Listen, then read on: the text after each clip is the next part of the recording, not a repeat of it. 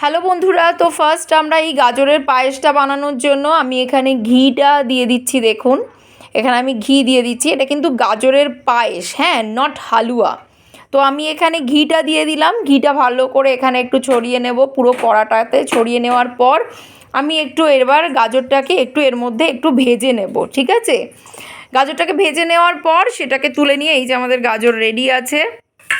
এই যে অ্যাকচুয়ালি একটু রাতের বেলায় একটু মিষ্টিও ব্যাপার হয়ে যাবে, আর তাছাড়া নিরামিষের দিন একটু পায়েস ফায়েস খেতেও তো ভালো লাগে বলুন।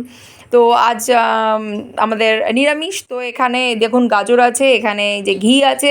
তো আমি এবার ঘিয়ের মধ্যে এই পুরো গাজরটা আমি দিয়ে দিচ্ছি, ঠিক আছে। গাজরটা পুরোটা দিয়ে দিলাম। এবার গাজরটা দেওয়ার পর এটাকে আমরা একটু লাল লাল করে একটু ভেজে নেব। হ্যাঁ, তো বন্ধুরা এখানে অলরেডি এই দেখুন গাজরটা আমরা লাল লাল করে ভেজে নামিয়ে দিয়েছি। দেখুন এখানে ধোঁয়াও উঠছে, এই জাস্ট নামালাম।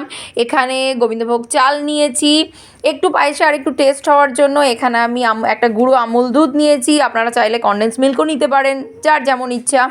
এখানে একটু সামান্য একটু কাজু কিশমিশ নিয়ে নিয়েছি, আর এখানে এই যে আমি দুধটা জাল দিতে বসিয়ে দিয়েছি, ঠিক আছে। এবার এর মধ্যে আমি চালটা দিয়ে দেব, নিয়ে এটাকে ফুটতে ছেড়ে দেব। তারপর যেমন যেমন হবে, তারপর ফোটা হয়ে গেলে কীরকম হচ্ছে আমি আপনাদের সাথে সেটাও আপনারা দেখে নেবেন। দেখে নিয়ে তারপর গাজরটা মিশিয়ে আমার মনে হয় পছন্দসই আপনাদের মনের মতনই বানাতে পারবো। তো বন্ধুরা দেখুন এখানে অলরেডি চাল আর দুধটা ফুটে গেছে, আমি গাজরটা মিশিয়ে দিয়েছি।